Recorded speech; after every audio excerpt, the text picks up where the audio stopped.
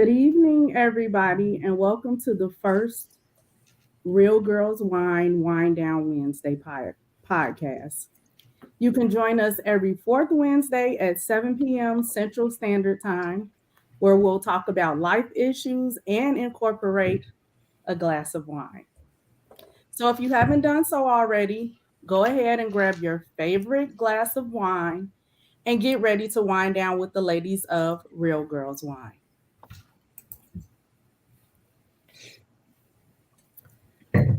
Before we get started, please allow us to introduce ourselves. I'll go first. I am Yana Booker, or Yana, the co-owner of Real Girls Wine. A few fun facts about me is I love sweet white wine and sweet red wine. However, I'm also a fan of red blends. When I'm not drinking wine, my drink of choice is a French 75, a Paloma, or any type of mule. I'm a huge music fan. I love to partake in karaoke from time to time. And my music taste is very eclectic. So you'll catch me listening to Al Hudson in one way, Chris Brown, Diana Ross, Darius Rucker. Who else do I like? Anita Baker, of course. Um, so just a little about me. But enough about me. Let the other ladies chime in and introduce themselves. Teresa. Hi, I'm Teresa. I am the other owner of Real Girls Wine. I've been in the business for like 3 years now. Um, I just absolutely love wine, so I decided to start a business about it. I am the mother of two and the grandmother of one. And we're looking forward to having you guys on here and learning about wine and just talking about wine. So stay tuned and place your comments, and we'll be being interactive with you guys to see, what's going on in the world. Keisha. Hi, everyone. My name is Keisha Hurd. I am one of the co-authors of the Victorious Widows Anthology. I am one of the 2023 tour speakers of the Art of Transparency Tour. I am one of the models of the Black Exchange Crew, and of course, one of the Real Girls Wine ambassadors. Little bit about myself. I am a sweet wine drinker. So anything fruity or sweet, you pretty much got me. My favorite wine is any of the brands of Stella Rose. And outside of that, my favorite drink is a amaretto sour. So, Latrice.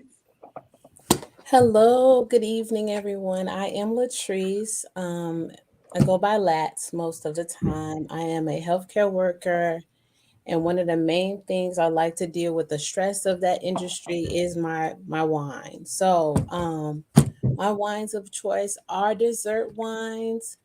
But I would like to kind of move away from it. So this is an awesome opportunity to be an ambassador of Real Girls Wine. I'm so excited about the opportunity to learn about wines, to definitely elevate the business as best to my abilities, and just do great things. Okay, so our tonight we're going to have a special guest. Her name is Nicole. Nicole actually is joining us early, so I'm going to tell you a little bit about her. I met our special guest tonight at the Indiana Vintage Wine Fest. She was working harder than her staff, and that's the one thing that I loved. She personally made her way over to my sister and I to see if we need anything, and then I saw her again at another event, and she actually remembered who I was. So let me tell you a little bit about her company. In January 2019, Sip and Share Wines released the 7 Words of Wine collection. All of the wines are vegan. In January 2020, they released the Gem collection of limited production wines. So Sip and Share Conjure Zinfandel was featured in the Forbes magazine as one of the 10 drinks for the summer. Nicole is a Sip and Share Wines and founder, was named the 40 African American Taste Makers by Sabrina Jackson. So her serious love wine began in 2008 when she was attending graduate school for her master's in fine arts. And during her residency, her and some groups would come in and they would, from playwright writers to screenwriters to fiction, nonfiction, and they would share about their lives and their love and wine. But I won't get into her story. I'll let her tell you about it. Everyone, please give a warm welcome to writer and winemaker Nicole of Sip and Share Wines. Hi, Nicole. Hi. Hello. I've been waiting on this. So we're so glad that you could join us early so that you can participate in some of this conversation. Yes. So we just finished introducing ourselves. So I did give a little mini bio about you, but if you could tell us a little bit more, we love it.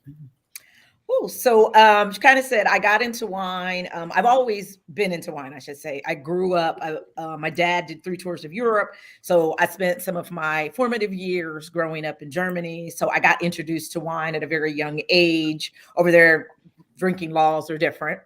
And so I just got to enjoy a lot of good wine. And one thing I noticed when we came back to the United States is that a lot of individuals, specifically Black and brown, were not socialized to wine. It just isn't part of our natural course of life. I mean, we can name you all the good browns. We know how to mix up those drinks.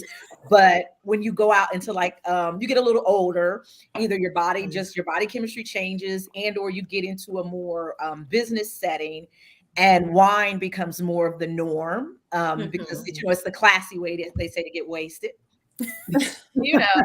So I got it. It's like we should know our wine a little bit better. So for me, it was really introducing Black and brown winemakers, to the Black and brown community. People we just didn't know. I didn't know and never thought about it till like 2008. 2009, and I was like, hey, are we in the industry? Found out it was about 30 Black winemakers then. There's over a little bit over 100 now. And so that's kind of how we got into it. But my family's from North Carolina, so we have that agricultural background. And so like most families from the South, there's always something in a bucket somewhere. Somebody was making something because we had access to fruit and to those trees on our property. So I grew up learning how to make wine. And so for me, I'm kind of reclaiming that our agricultural roots, bringing us back to where we started, because there's no wine or spirit made currently, no matter how many multi-generations in this part of the world, that doesn't have Black and brown labor that actually created it. So we've been in this industry. We've just always been behind the scenes. So to me, it's time to really put Black and brown people centered and not, because we need a place that centers us, that holds space for us so we can drink wine in a culturally relevant place. Okay. Absolutely. Love it. But we welcome everyone. Now, dude, let's say we welcome everyone. Our table is always a table people want to we have fun. So I know for me, I got into wines. Well, okay, so it was like a couple of phases for me going through wine. So, I grew up in the hood. So we grew up, we thought we were doing something back in the day when we were drinking Boone's Farm. Oh, yeah. In the 90s. You Absolutely. get that? Yes, we were. It was popping. Yes. So you really, and then you get the different flavors and you do that. And then if in some places, then you end up with the white port and Kool-Aid and different things like that. And it was just so many different things. But I know for me, as I got older, I kind of went away from wine and I started on like the bourbons and whiskeys and different things like that. And then somehow I veered back into wine. And I started off with like a sweet wine, but then my palate like just changed quickly. And so all of a sudden, mostly what I love is dry reds. You can give me a good dry, except for Merlot. I cannot get into Merlot for the life of me. I can't. I don't even know why, especially since I love reds or red blends, but I can do it when it's in a blend, but just not by itself. But like Chardonnay, I can taste the Chardonnay over anything in a wine because I don't like it. Like I don't care. Mhm. I've tried several types. You can blend it, everything. I just can't. I can't. Mhm. So, Mhm. what kind of wine do you guys like? Well, So I like I'm sweet, and I started off just like Teresa said with the Boone's Mhm. Farm, the white port and Kool-Aid. I thought I was doing something, and when I really wanted to get fancy, I would get some pink champagne. Okay, I'm telling my age, but I thought I was sophisticated. I'm like, now I don't drink Boone's Farm no more. I got some pink champagne. But Right. yeah, my palate has changed over the years. I graduated to other wines, and then I went through my Stella Rose phase, and then I Me too. started visiting wineries, and my palate started changing. So even though I like sweet white and red wines, I still have a dry. It depends, and then I like dry red blends. So it's just a process, like you said, as you get older, your palate changes, and I like to experiment. So you never know what you like until you experiment. So when I go to wineries, I try to get on the dry side. I'll have a sweet tasting or two, but I try to get more dry wine so that I can increase my palate and or enhance my palate, and then see, what I like. Yeah. I'm more of a sweet drinker too. I'm in my Stella Rose phase right now. So I think the only one that I'm not too fond of is their blueberry flavor. That one just don't sit well with me. But the tropical mango, though pretty much, let me see what it is. It's the tropical mango and it's one other flavor. And now they have the brandy now too. Mhm. So that one is really good. I like the barefoot wines too. So I'm still like in the baby wine phase of stuff. I haven't like graduated to like the grown people wines yet. So yeah. So I'm slowly getting there. I would say try a Chateau Saint Michelle, one of their sweeter Rieslings, Okay. and also maybe a Lambrusco, which is a Okay. good Italian bubble. So, but it's still got a lot of sweetness to it. And I think that's just like a thing that, because when you go places, Saint Michelle's, a Chateau Saint Michelle is most common white sweet wine Riesling on a menu. Yeah. So most places Okay. aren't going to have a Stella, or they're not going Yeah. to have a Barefoot, but most of them are going to have that Chateau Saint Michelle Riesling. It's going to be on the sweeter side. Yeah. So it's 10% and under, it's sweet. That's a good way. You look at the menu, you see it 10% under, but that's a good way. I tell people to kind of move, like Okay. especially if you're going out and you want to have wine, like you're like, oh, I really wanted to have wine and I don't necessarily want to have a mixed drink. That's just a really, really good way to just find something 10% or other, Yeah. get it sweet, try it out. And you can always ask them to give you a taste before you actually commit to the whole glass. Yeah, that's Okay. true. I do ask, can I taste it first? Because I don't want to waste their time or my money. So definitely a Riesling if I can't get a Moscato type of Yeah, wine. that one too. Yeah, either or.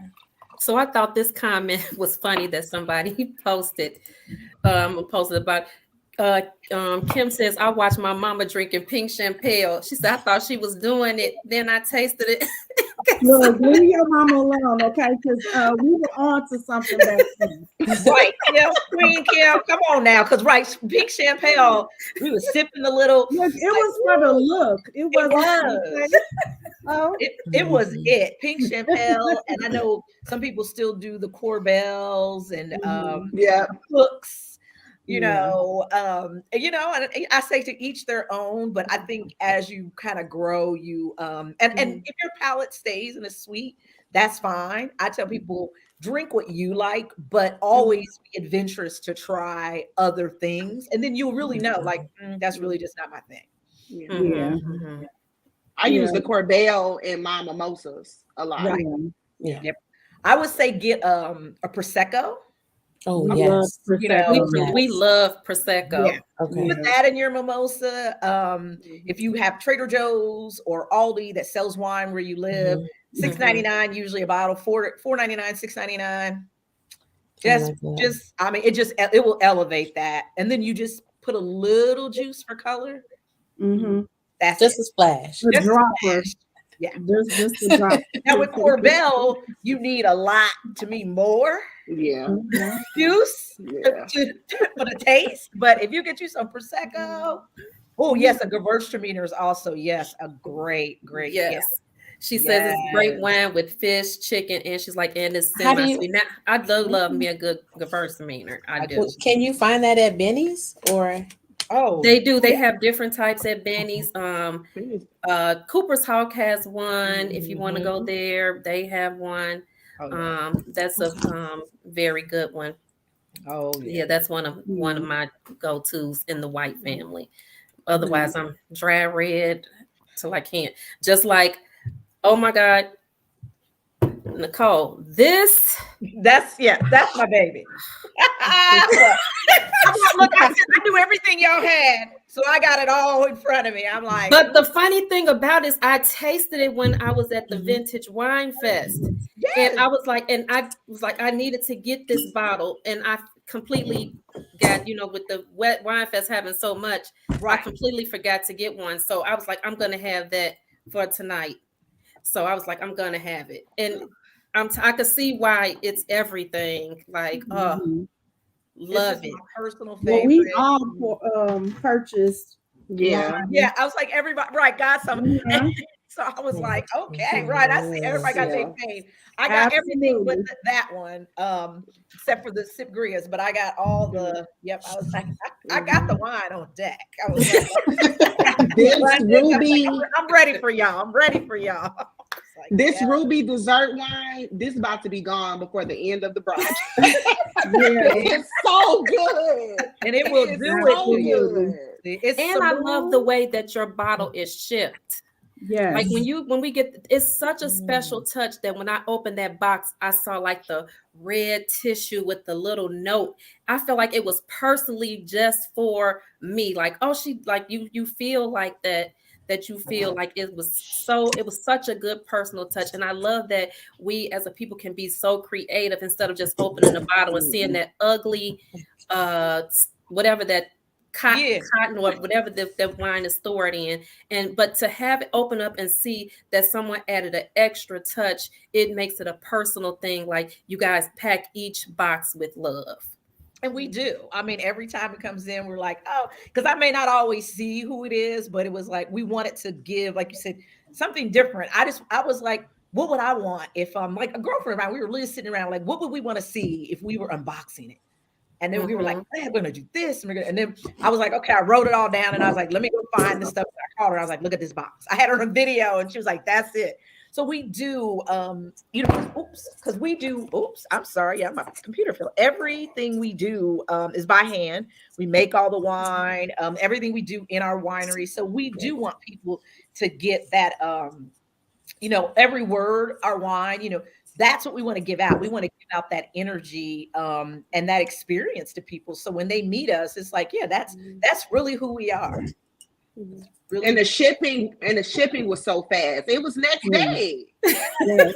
It was literally next day. Yeah, I was expecting it to show up like maybe later in the evening because of the time of day that we placed the order. And when it said when I got that order at 10 o'clock, I'm like, is that the FedEx truck? It was here so early in the morning. So, the very fast shipping, we love it because, we do have a stereotype as Black business owners. We do have that. So we have that. And so it was such an honor to get that so soon. I almost wanted to open man and almost did not make it. And I thought about that. I was like, we should hold these. I was like, should I set them? But I was like, well, if they open them, they'll just do a little bit and they'll. Oh yeah, it almost didn't make it. I know. Thank God I had another bottle of a dry red open that I could finish off before that. And then we had like our wine tour this past weekend. I saw so the pictures. yes. So I just shared. You got a couple of really good things coming up. I've been sharing them. I'm like, man, I got to get up in y'all neck of the woods because y'all about to do some really fun stuff. Oh, look, we come down there too because we're going to get more into what you got going on down there. So, but tell us though, how did you actually, besides, you know, from what I read from your bio and everything, what made you really decide to want to get, you know, make this your choice? Because you're like a author and all these, a writer. And so I'm like, oh my gosh, how did you choose and say, this is where my passion is more so? It chose me. I was content with writing. I was just literally crying to my friend the other day, and I was like, you know, I still need a show on Broadway. And she's like, girl, you're not dead yet. Hush. You know, but I'm like, that's what I need in my life, because we were talking about going and get these tickets and go and see a show on Broadway. Okay. And so yeah, it really chose me. Like the business just started picking up. And once we decided that we were going to make our own wine, just because of just laws and regulations in the wine world, it just really, the door opens. And I had really made one of my petitions was like, you know, God, if you give me a product, then I can just really do it, you know, and it's just going to be on and popping. And so literally it was like the wine. And I was like, okay, let's see. And I still worked a full-time job up until November of 2019. Wow. And I left a position I had, not knowing out of state if I had known the pandemic was coming, yeah. But I was like, it's now or never. Fortunately, my children were in college, they were scholarships. So it was like a great time to take just a leap of faith. And just for me, it's just been, I tell people, it's a faith walk. So I'm out here just walking in these gifts. And now I've kind of made a detour. Like I use my creative skills in a lot of the marketing and stuff you see. That's usually me coming up with these crazy ideas and just convincing my team to go along with it. I'm like, y'all, look, let's do this. So for instance, this month, last year, I was like, we're going to do dry January. They're like, everybody does it. I was like, no, we're going to do dry wines. And we're going to do, and they were like, you're not. And I'm like, yeah, I really am. I was like, we about to have this on and popping. And so they did it. They were like, okay. And now we've seen, since we've kind of put that out there, we've seen some other folks replicating that, which is fine because we think it's super fun. There's nothing wrong with being a trendsetter. Yeah, but I don't understand the dry January thing. I mean, I do, but I don't. I mean, I got some friends who were like, I saw one of my girlfriends out and sent her a mimosa after the first of the year. And the guy said, no, she has to send it back. And I had to get up and go to her table. What's wrong with you? She's like, I'm not. Her husband's looking at me. He's like, I'm clearly not participating because he has a beer. And I'm like, girl, we didn't drink because we're in a drinking group together. I was like, we didn't drink that much over the holiday season. But you go ahead and do that. And I tell people, a lot of people too, if you drink on a really regular basis, and you don't have to drink a whole lot, but I just found this out today. Like you can go into withdrawals. So do I want to do that to myself for dry January? No. I love me. So I'm gonna keep drinking through January. So I have just limited it mostly to dry wines, unless I'm doing an event or I want to try, or I'm going to something, but I have specifically tried to drink dry wines during this month. And so, yeah, that's where I kind of put my creativity. And I have another creative project coming out this year. It'll be my first written project. Okay. Kim says no to dry January. Like, I know that was the diet and exercise and gym industry who created that, because no normal drinking human being created dry January. Like we just. Like, why would we think that that's a good idea? I'm like, I didn't actually even drink on New Year's Eve because we had an event. And so we were tired. Oh, yeah, I can believe it. Pop my bubbles until the 1st. Like literally that night, we didn't drink, we didn't do nothing. And then I had family dinner on Sunday. And so we literally popped the bottle on Sunday because everybody was here. I got to see my children and their partners. So I was like, I was already out the gate ruined dry January. We drank. So yeah, so we had New Year's Eve the day after. So I tell people, but to each their own. I applaud everybody who has that kind of dedication. Okay. Yeah. So how did you come up with the name? So I wanted, again, as wine drinkers and us to not necessarily always have been into wine, a lot of the wine names, labels can be really confusing.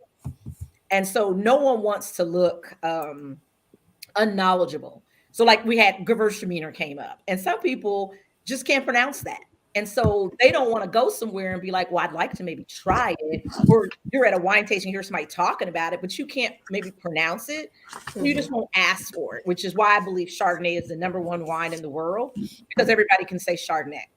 Mhm. But Pinot Noir, you know, that you just like, is it Pinot, Pinot, even Merlot? Is it Merlot? So we wanted to make it easy. And we also wanted to give, again, affirmational and affirming energy to people. So when you get it, it's like abundance that speaks to you.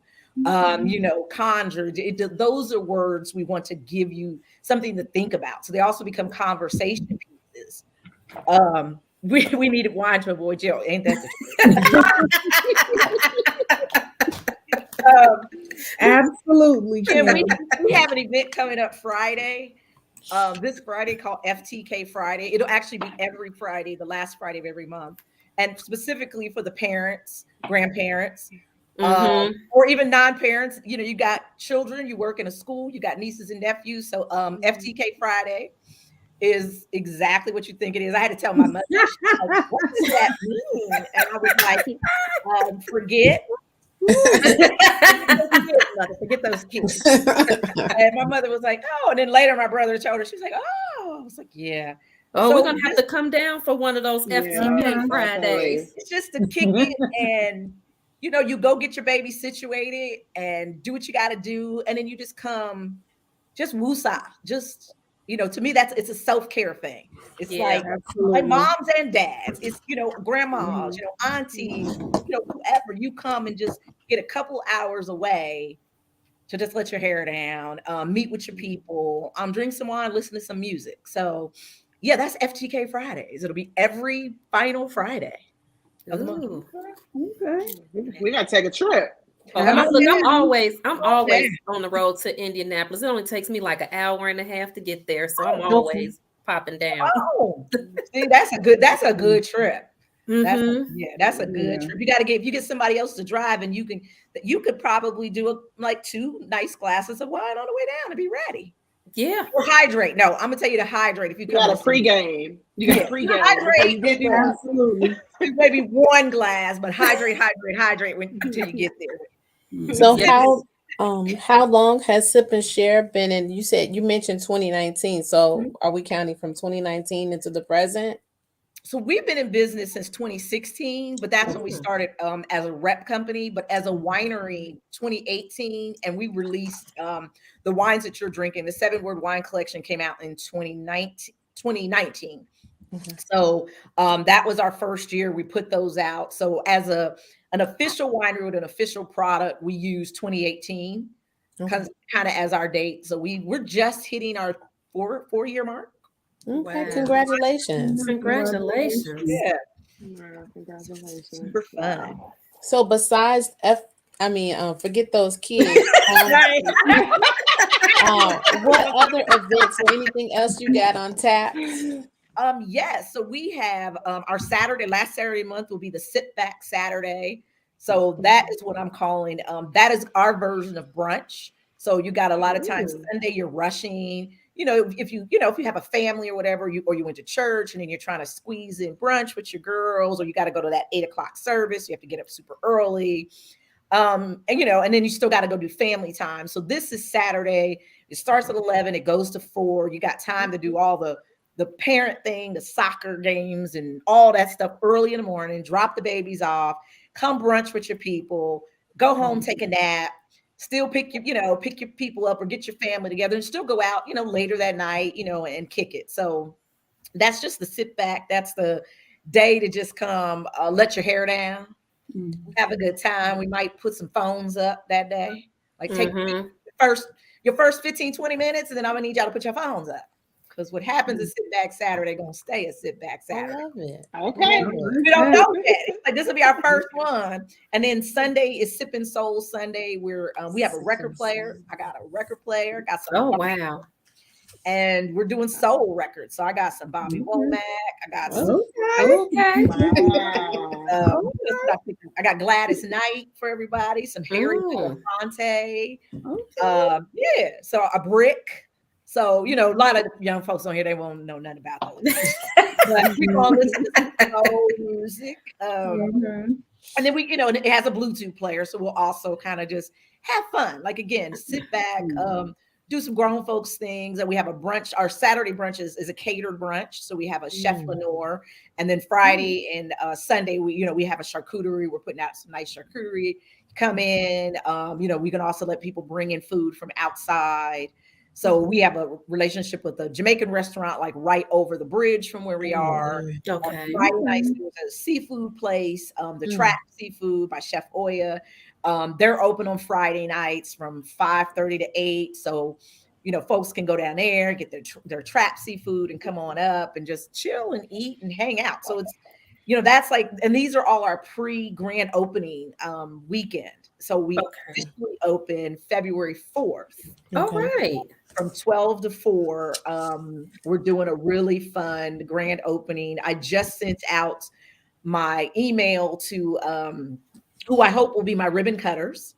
Super, super excited if they say yes. And so I'm honoring kind of where I've come from to where I am today. My ribbon cutters. So I'm honoring some elders in the community. Okay. Love it. Oh, wow. And then it'll just be, again, we're going to have, we're a Pacer partner. So we're going to have Pacemate, former Pacer player. We're going to do wine tasting. We're going to do Be Bubbly. We're going to do a Bubbles Toast, a tour of the facility, and just have a good time. I mean, because this is our first time we've been open to the public. And now we're the only Black-owned winery in Indianapolis. We coming to represent. And what day is that? Look, and what day is that again? Saturday. It's a Saturday. So you're an hour and a half. So you don't even got to, get up super early. We're going to open the doors at noon. We're not going to cut the ribbon until 1:00. So I told people, so you still got time to get there, do the ribbon cutting, do the bubbles, but we'll be tasting wine from basically like probably from 1 on, after we do the ribbon cutting won't take a long time, but we'll be literally tasting wine and just hanging out. And that's kind of the kickoff to just a series of things that we're trying to do a Mardi Gras event. I might not be supposed to say that because I don't know if I've confirmed that with my team, but I want to do a Mardi Gras event. So I'm going to say it. When y'all put pressure on my team, y'all start sending messages. When's the Mardi Gras event? I will be there for that. I will be there for that. And so we'll have some specialty drinks. Okay. For Mardi Gras. And so, we're just, again, we're opening up to the public. This is new for us. So just like the public, we've never done this. We're a production-based winery. So our production space is typically what we do, but we opened up some space so people can come in and just really sip and share wines. That's ultimately what we're all about. Come on site, sip with us, have fun, get to know us. And just have a good time. That's what it's about. That sounds good to us. We'll have to add you to our list when we're down there doing wine tastings. We have another winery that's been asking us to come down and visit them. So we'll have to put you guys in so I can pull up. It's I want to say it's Sugar Creek right there in Carmel. Yeah. I haven't been to that. See, and I go. They know I'll be coming up, but they be like, I'll be like, coming to drink. Because my friends go. And I'm in drinking, wine drinking groups. So when they schedule, I got to go different places. And I just tell people, so I'm going to show up and go drink your wine. Yeah, we're planning one for probably later summer. I'm the person in the group that's always like, okay, so this is what we're going to do. Get the vision. And they're all like, oh my God. I'll be standing somewhere and I'll just shoot a text like, so what do you guys think of this? And that's the way you do it. You got to have one ringleader. You got to have somebody who can execute it and get it all together. And then, then everybody meet up. And then you make it happen. So, yes. Yeah. So you gave us a lot of advice about, what you were doing and how you did it when you got started. What advice would you have for up and coming entrepreneurs, someone just starting out with their own business, and also especially for somebody trying to get in the wine business? What advice would you give them? for the wine business specifically, know the rules and the laws for wherever you live, because that's the first thing. Some could be as granular as you have to have like your county, and then your, you know, whatever the next part is, your other locale, and then the state will approve it after, you know, all like your city, your county, all these things do it. Then the state will approve it. So you got to know what the rules are and what the process is. Understand that making wine is not a get rich quick thing. It takes years, and it takes quite a bit of money. I mean, it's doable, but you are going to put some money into it. You know, and you got to take the time before you actually like get the product, get it made to be able to sell it. So I also encourage people to look at the all the other parts of it. Like there's distribution that you can get into. There's, you know, selling, there's repping wines. Like there's huge parts of the wine company. There's also being a farmer if you really like the farm and the dirt. So there's like, people just forget there's like a whole industry behind just, oh, here's the wine. Like we have a distribution company. So we do that as well. So we distribute our own wine. And so that's like a whole other piece that we work on. But I tell people there's so many different avenues, but in all of them, know the rules, know the laws. First, sit down and do a budget of what it is, whatever your idea, your dream is, do a budget of what it's going to cost you. And don't quit your job, because that job is a provision for whatever vision you received. So work, you're going to have to work both. And being an entrepreneur or self-employed is a lot more, you're putting a lot more work. So a lot of people are like, oh, I don't want to have a boss, and I don't want to do, these 8 hours where you're trading in 8 for 16, a day. And, because now you got to do the books, you got to make the product, you got to market it, you got to keep your social media up, you got to go to the events to sell it. So you become all of these people. When you worked at a company, you might have had a secretary and you gave it to your, whoever, and they did all these other things, and payroll did your checks, and it just magically appeared for you. So I tell people, remember, there's all these moving parts that you now become responsible for, and you don't have to do the big thing at first. Like, do the smallest thing you can do to just get yourself out there. We started with 2 wines. And we had them in punch bowl when we started, and we were just pouring them out of a punch bowl into some wine glasses, and that's how we started. And then somebody was like, "I want to take it home," and we were like, "We don't know how to do that." So we put them in mason jars, and then we put them in the mason jars with a hole so you can walk around an event. If you wanted to, refresh it, we'd re-up it, and then finally we got to the bottle. So it was. I tell people it's a process. It's a faith walk, and it's a process. It doesn't, when you want to manifest something, there's still a process to it. So it doesn't just say today, I want to own a winery and I want it to be successful, and then Santa Claus happens and boom, you got it. It's like, we've been doing this since 2016, and now we're at, 2023, and we only got on store shelves in 2021. So we've grown. We're in about 7 states, but I have people in every state. Yep. Wow. Okay. Wow. That's interesting, because a lot of times I think in business, we're always like, this is what I want to do. And then we're just expecting it to happen. I think, and one of the things that we learned as business owners is it doesn't, like, you can have 1 million friends, be in 1 million organizations, but then when it's time for the support or of your friends and family, sometimes people don't always back you. We've been in business since 2019, but we've gained so many different people that follow us because we have a lot of strangers that come on. So they may come, but then they may have come to one thing, but then they become repeat, and then they bring people. And so now we're finding, like with us, that most of our people are people we've never met before. And that's a good thing, because, if you're seeing the same people, then you're just hanging out with friends. And even though we like having a business, we build our business on travel with us, and you'll feel like you're traveling with friends, you still want it to grow. in that. So I think a lot of times we feel like that, we get discouraged as business owners because we're expecting everybody to support us, and we learn the hard way. Yeah. And I tell people, it's not everybody. Your business is not everybody's niche. Like all my friends don't drink. So I got some friends who just don't drink. And some of them don't like wine. So you might make whatever, and you might have so many family members, and then that's it. You've exhausted them.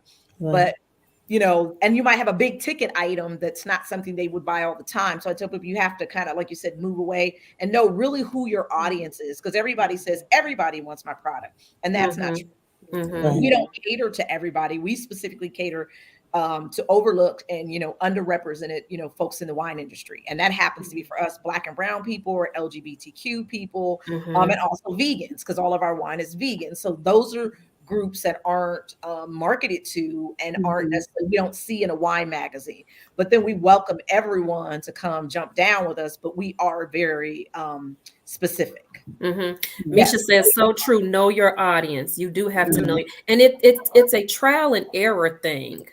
It's a very trial and error, because even though you can have the best product or the best service, it's definitely a trial and error. And it takes being willing to go back to the drawing board over and over again to tweak certain things. Right. Because that first business plan, I tell people, stop writing those 20, 30 page business plans. Because as soon as you go to your first, whatever it is, farmer's market, vending opportunity or whatever, you will find out all you need to know. So you need an idea of who your customers are. How do you make this product? What does it cost?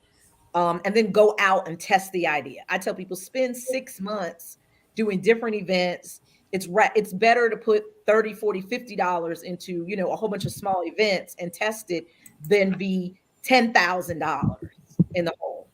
Dana says the more people you reach that you don't know, the more your business will grow. That is so true. That's true. Right. When you start seeing names and you're like, well, who was that person? Well, who was, and we just said that with our tickets. We were like, I was like, well, I don't know half of these people who are coming to Friday night. And I'm like, but that's a good thing. So I'm gonna meet a whole bunch of new people. Right. I don't know where they came from. And that, we're gonna be networking and asking, how did you find out? Because I think, again, that's how you grow any business or anything you're trying to do. You've gotta put yourself out there. And then they gonna tell somebody else, and then they gonna tell somebody else, and that's how you build. And that's how you build. So Nicole, here's something good. Maybe you can help her out. Callie says, I don't like wine, but I'm here to learn. You never know who you might attract with your efforts. How can she start? Where would you send a new wine if someone who's interested in learning how to drink wine? I would say find your local wine shops and local liquor stores. They're always doing tastings. True. And show up at those. They're 90% of them are going to be free. So show up at those tastings. They're going to give you usually a sheet. You can write notes on it. Go with your water so you stay hydrated. But actually go to try to listen to what the whoever the rep is, whoever's doing the wine presentation. Listen to it. Try to see if you smell those same notes or get that same taste. That's the best way to do it. Really, that's the best way for anybody to learn. To the tannins. That is interesting. So you need to find really low tannic wine. That is interesting. That is the first time I've heard that. That's throwing me off because I know that people don't like tannins. So we make a very low tannic wine because tannins, and for people, tannins is the thing that when you get a wine and you say, oh, it's like getting back. You're like, oh, what is that? So that's the tannins. Or if you drink coffee, or especially if you drink coffee, it's a lot of coffee, tannins in coffee, and tea has some. So it's that kind of residual taste that you'll get. And we try to make ours very light because we know, again, anything that you put in, especially wine, in our case, Black and brown people, we haven't been used to it. We're already off-putting someone. So our goal is to get you in the door, get you introduced, and then let you move on. Okay. Wow. I wonder, do you have any other kind of allergies, be it food? That's interesting. Mm-hmm. Yeah. So because I'll say this is that a lot of wine that's not vegan is clear. So when we talk about clear, like when you see through your wine, it's real pretty, it's clear. A lot of them use egg whites, fish bladder, crustaceans, pork gelatin. And I Mm. found some people have a real sensitivity to some of those things. Like I haven't had pork in 35 years. So if I drink a wine and my stomach starts hurting, I already know and I'm putting it up. Yeah, pork. That's it. Mhm. I'm done with it. My partner still eats everything. So that's a bottle he's going to be able to drink by himself, but he can't do, I forgot he can't do certain products. So then, we know, okay, if his stomach hurts, boom, that's something he can't do. So I tell Okay. people sometimes it's just what has been cleared. The wine is, Mhm. we use clay. So most people do not have clay allergies. Clay is a diuretic. It actually helps the wine pass through your body easier. But that would be interesting to know if you have other particular allergies, Callie. She says, not really. I only have this particular reaction to red wine. That is, it could be dye. Yeah. There's like I was just 70 thinking that. additives put in wine that are legal that most consumers would not know. I would then start your journey on white wine. So start with a nice, we talked about Riesling, try a good Viognier. Mm. So That's and one I of my would favorites too. yeah, my favorites from different regions. So try like a French Viognier. I prefer Australian Viognier. A Chenin Blanc, if you can get one from like South Africa, or you can even get a French one. Try different regions as well, and it could be a regional. I'm interested if it's the terroir or the dirt and what it's grown in. That could also be giving you a sensitivity. That's like a good challenge. Like, yeah, I need to follow up with you.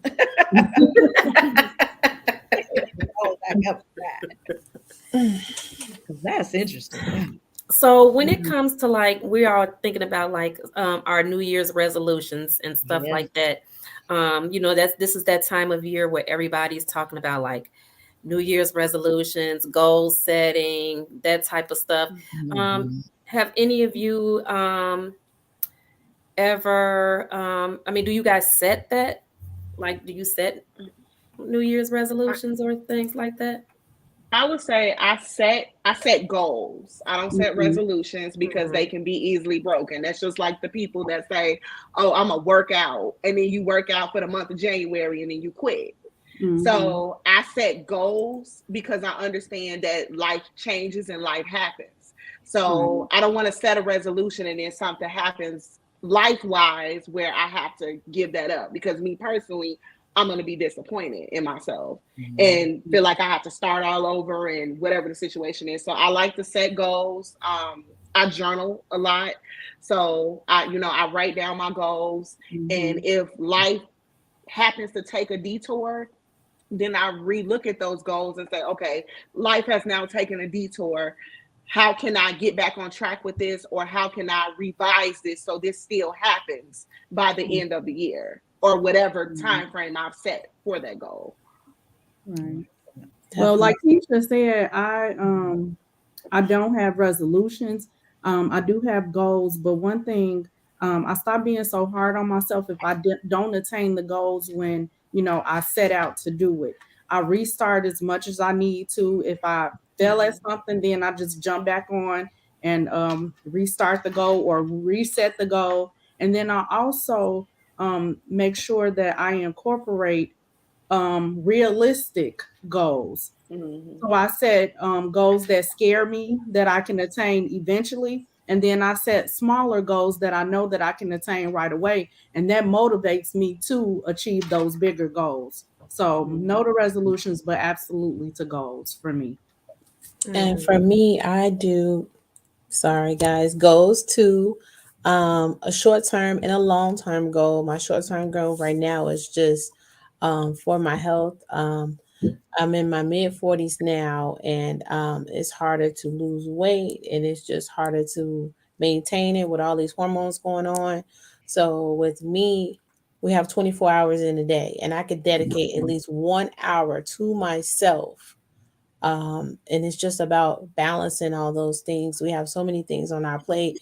We wear so many hats, being moms, working, being wives or partners or whatever. But I said at least give myself 24 hours a day. I mean, within the 24 hours a day, 1 hour to do something healthy to keep whatever illness away. It's just I just want to invest that time in myself, and then doing it so much it'll just become a habit instead of, oh, I just feel like I need motivation every day to do it. It'll just be a habit and just something I need to do before I even start my day. So Yeah, I am OCD, so I'm always writing something. I got my stuff written down, something I can go back to. This year, what I've done is I always do a vision board. But if you think about a vision board, you make it and then you put it somewhere. So this year, I decided to create my vision board using Canva, and I put it on my screensaver. So every time I pick up my phone, because we all in the day of technology, we always have our phone. I can always have my vision in my forefront and see it. So I'm always reminded what I want to do, what I can, what I'm trying to achieve. And then it makes me work harder at what I'm trying to do. I belong to an accountability group, which I found really works. And it's a small group. It's about a dozen of us. And we do a framework called a 5-4-3-2-1. So yes, we do what is your 1 year goal, and then you back up to what is 5 things you'll do in 5 days, and then what are the 4 things you'll do in 4 weeks, and then 3 months, and then 2 halves of the year. So, and these are like the big giant things, not the, there'll be lots of smaller tasks underneath, but what are the big things? And then we share this with each other, and then we meet every month. And then the question is, we'll do our first meeting for this year, and then we'll go through them. And then every month is, how can I help you? We do like mid-month check-ins. How can I help you? What do you need? How are you doing? And it can be a personal, professional goal, either one. And, we encourage people to do one or the other, and you can share all of them if you want. But so that's what we do. And this year, a lot of people did do Canva. So they just went, they got fancy. And I was like, they started dropping them in the group. I was like, oh, because I'm a writer. So I am still a notebook and, pen. And I do have an electronic notebook as well. But I went ahead and wrote mine and then typed them, so that I'm writing them. It's the physicality of the writing. Like you said, see it, write it, do it. It's the physicality of writing it. Then I type it. And I see it again, and then I carried it in my phone. So it is on my phone, and I can relook at it. And so I'm right on kind of track for a project. I'm doing a personal project this year, not a business one. But I love it, because resolutions, like I think you were saying, is it Keisha? Make sure. You do that, but them goals are, because our group is like, we're on each other's head. It's we give you, remembrances, like you said you wanted to do. So we gather and we stay. And so we just stay on top of it. And I like that idea, Nicole, of having a accountability person, because I think when you're just doing it by yourself, then it's like, oh, well, it's 6 months left in the year, I'll get to it later, or something comes up and you just forget about it, or like you just give up on it. But I think when you have somebody holding you accountable and say, it doesn't matter, we have 6 months. Like, no, you set a time frame to do this. We need to get motivated. What do you need to get this done? I think that helps push people more when you have somebody holding you accountable. Especially when I'm gonna be calling you, because I'm the taskmaster. We have like our productivity person, like she's the nice person, so I don't have control of the group, because I'll be putting everybody out. I always send a message like, everybody get it out. And she's like, and then she sends this message say, remember, she doesn't control who's getting kicked out. And I was like, dang. But I agree, because if I'm going to call you, halfway through the month, have it done, right? And we got to see each other, and then so I'm like, I withhold the lines. Oh, you didn't do your stuff. You get no wine, and I will give you a glass and everything, but you don't get nothing in that until you decide that you're gonna get it together. Like, okay, and it's in grace and in love, and we like, okay, because we know it, we all need grace. So how are we gonna catch you back up? What do you need to do? Okay, now you get your drink. But we are going to hold, we hold each other accountable, and it's some screaming and kicking, and we had our December meeting when I was like, okay, everybody, these goals need to be, I need to be seeing them dropping. Then everybody's like, what's the framework? Here it is again. And we met. One person was like, I'm just not doing it. I'm not doing it. She's like, I was like, so we about to sit here at this house until we figure this out. Like what's really going on? Because it was underlying things. And so that's the other thing. We work through those things. And if I haven't seen you in the group talking and I need to hit you up. Okay, Keisha, what's going on? Good. Family stuff. Okay, do you need a minute? Do you need somebody to just come over your house today and just sit there with you? Look at you. Or do you want somebody to swoop you? And do you need a brunch? Do you need us to come by and blow twice and you run out the house real fast and jump in the car? We go. We'll take the consequences when we get done. When we bring you back, we'll all come in and we'll take it with you. But do you need us to just come kidnap you for a minute? Do you really just go up the street and sit at the Fridays bar and you need some shots? So it's for us, it's that kind of group. It's like we are all bonded by the goals we want to achieve, but even more. And I know we only drink together, but we be doing the work. Oh, I'm interested in getting in that group too. Yeah, I need somebody to hold me accountable, because adulting is hard, right, ladies? Yes. Adulting is very hard. Yes. 0 out of 0 stars for adulting. Yeah. I'm like, that's the worst thing that I wish coming up as a child. Like, I was like, I want to be a grown up. I want to be able to do this and this. Yeah, and now I'm like, why did I wish that? Why did we want to be grown? It's terrible out here. Terrible. We didn't know. We didn't read the fine print. It's hard in these streets. It is. And that's what I tell children now. Be a child. Enjoy it. And just, because this thing out here, I mean, eggs is $10, and we didn't listen, so we're not going to listen. But let's see. And we're not eating no eggs. Fortunately, we've been buying organic eggs, or we go to a farmer, so we've been paying a little bit of premium for the eggs, so it doesn't hurt as much. But I went in the grocery store in Aldi, which was having eggs 69 cents last year, and they are $3.99. Yes. And I love me a hard-boiled egg, because I'm trying to tell you, vegan and pescatarian. I might as well just be vegetarian. Yeah, I'm pescatarian too. Or vegan. Yeah, I guess I say I'm plants and pesca, but them eggs, I was like, I let that go. What is it? Flexitarian for me. There you go. I just don't eat pork. I really don't eat red meat. So I'm mostly seafood. But them eggs, they can have them eggs. Yeah, when you go to Myers or Jewel's, they're like $7-8. What? Yeah. So I'm gonna give me a hen. That's what I'm gonna do. I miss my neighbor. She left. She had chicken. So we'll be down there getting our eggs from you, Nicole. So I keep saying I need to just give me some hens and put a pen in my backyard. This is crazy. Well, before we run out of time, Nicole, can you tell everybody where they can find your wines? Of course, we know how to find it because we have some. But for everybody else, can you let them know how they can purchase your wines? So you can always go to our website, sipandShareWines.com. But we're in Total Wines. If you're in Indianapolis, we're in 4 locations: Greenwood, Nora, Carmel, and Noblesville. If you're in Maryland, we're in Total Wine in Laurel, Maryland. We're in Woodmere Wine and Spirits in PG County. We're also in Terra Cafe in Baltimore County, and Red Emma's. We have a rep down in Atlanta that does events. So that's Sip South. We got Sip South DMV. We just opened up distribution in Florida. So we got a Sip South Florida FL page. Oh, wow. We're in North and South Carolina. Well, we will be here in the next couple of months, but we do have a page. And then Sip and Share Wines. You can follow us around. We get a newsletter. You can join our newsletter. We put all of our events in all the states that we're in.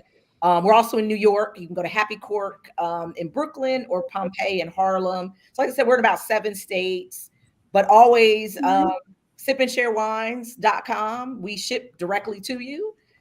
Pretty much unless you're in Utah, Delaware, Mississippi, or Rhode Island. Those 4 states don't let us. We're sorry.